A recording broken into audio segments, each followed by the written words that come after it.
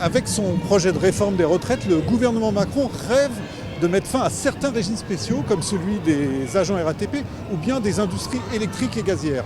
Aujourd'hui, jeudi 19 janvier 2023, nous sommes place de la République à Paris et nous allons partir directement à la rencontre de ces salariés visés par ce projet de réforme. Allez, c'est parti. Alors effectivement, nous on est encore sous l'égide d'un régime spécial. Alors ils sont justifiés pleinement puisque nous, les électriciens et gaziers, sont à disposition de la population 24 heures sur 24, 7 jours sur 7, 365 jours sur 365. Et à titre d'exemple, par exemple, pour tous mes copains qui sont en horaire décalé, les astreigneurs en gaz ou en élec, ils ont une durée de vie moyenne de 12 ans inférieure à des gens qui ont des horaires de bureau. Donc en fait, la pénibilité qui est reconnue dans les régimes spéciaux permet à ces gens-là, non pas de jouir d'une retraite plus longue, mais de partir plus tôt pour jouir d'une retraite équivalente à des gens qui auront une durée de vie plus importante. Donc aujourd'hui, les métiers sont toujours autant difficiles.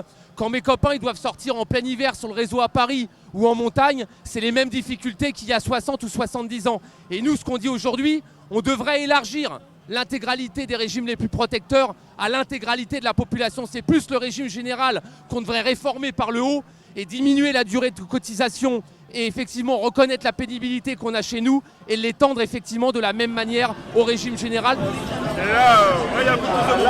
Notre régime spécial de retraite, il reconnaît par deux gros piliers les carrières longues et la pénibilité des métiers. Par exemple, en début de semaine, il y a eu la tempête Gérard. Les agents des industries électriques gazières qui sont sortis pour réparer, d'astreinte, peu importe le temps qu'il faisait dehors d'ailleurs, eh bien ces agents ils font partie des 23% de 140 000 agents des industries qui bénéficient de la reconnaissance de la pénibilité. Et donc, quand ils ont, pendant 17 ans, travaillé avec la reconnaissance de la pénibilité, ils peuvent partir 5 ans avant l'âge légal, c'est-à-dire aujourd'hui à 57 ans. Mais il faut aussi qu'ils aient pendant 30 ans cotisé. Si ce n'est pas le cas, ça veut dire qu'il faut qu'ils travaillent plus longtemps. En moyenne aujourd'hui, un agent des industries très gazières part à la retraite à 60 ans. Et moi je tiens à préciser une chose, c'est qu'aujourd'hui le régime spécial, il est équilibré, il est excédentaire et il contribue à la solidarité des autres régimes. Nous sommes un régime adossé au régime général. Les cotisations émanent des employeurs et des agents. Elles ne viennent pas de l'impôt et donc on ne coûte pas à l'État. Et ça c'est important de le préciser. Il faut savoir que pour vendre cette réforme au sein de nos entreprises, ils parlent de la clause du grand-père. Ne seront concernés que les nouveaux embauchés, pas les gens qui sont... Et ça vide petit à petit le statut, comme ils ont vidé à la RATP, à la SNCF, à France Télécom. C'est ni plus ni moins une coquille vide après le statut pour les nouveaux embauchés. Et ils veulent nous vendre cette réforme en faisant cette clause du grand-père, qui est un véritable scandale pour les futurs embauchés et la fin du statut national. Parce que derrière la fin du régime spécial, il y aura la fin du tarif agent, il y aura la fin sûrement de l'accès aux activités sociales, qui est le salaire différé des agents, des électriciens et gaziers. C'est tout le statut des jeunes qui sera mis à mal. On arrive au travail à 4h30, il faut qu'on aille chercher nos trains. Bien souvent l'hiver, il fait froid.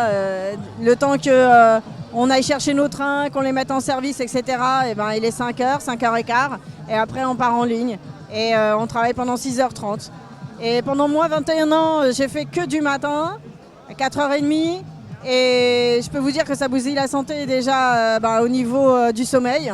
Et après, il faudrait peut-être que aussi on se pose la question pourquoi on ne trouve pas de gens qui veulent venir travailler à la RATP. Aujourd'hui, c'est très très compliqué de pouvoir couvrir les postes parce qu'il n'y a plus aucune attractivité à travailler à la RATP.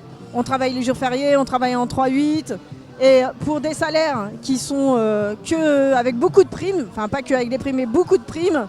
Et donc à l'extérieur c'est beaucoup plus intéressant et on a la possibilité de ne pas travailler les jours fériés, etc.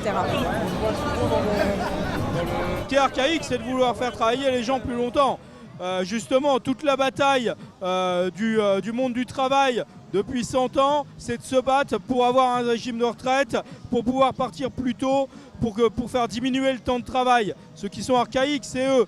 Aujourd'hui, les régimes, justement, les dispositifs qui existent dans les régimes spéciaux sont les seuls qui sont efficaces. Ce que le gouvernement met en avant comme prise en compte de la pénibilité, ce sont des gadgets qui concernent une infime minorité de travailleurs. Le progrès social qu'on défend, c'est de faire bénéficier de ces dispositifs l'ensemble des travailleurs qui aujourd'hui sont dans des métiers pénibles, et aussi, avant même ça, d'éradiquer la pénibilité au travail. C'est pas normal qu'en 2023, on soit toujours dans des situations où la pénibilité augmente, alors que les moyens d'éradiquer cette pénibilité, de par l'évolution technologique, elles existent. Par exemple, dans ma catégorie, un conducteur de bus sur 4 finit pas sa carrière parce qu'il est en inaptitude avant la fin de sa carrière. On n'ose pas imaginer ce que ce serait s'il fallait qu'il travaille 5 ou 10 ans de plus.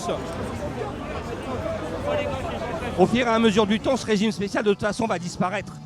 Donc est-ce qu'on est réellement à quelques années près? Parce que le métro, ça sera également normalement, et on espère que ça ne le sera jamais, parce que le service public, c'est pas ça, mais normalement également une ouverture à la concurrence en 2039 pour tout ce qui est métro et RER. Donc voilà, à un moment donné, de toute façon, ce régime spécial prendra fin. Et avec les nouveaux entrants, il prend déjà fin.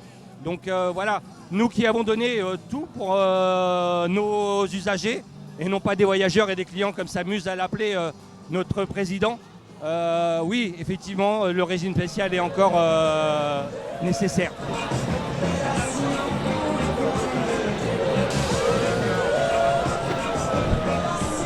Il y a des mouvements partout, le SAMO s'est mis en grève. Ah ouais.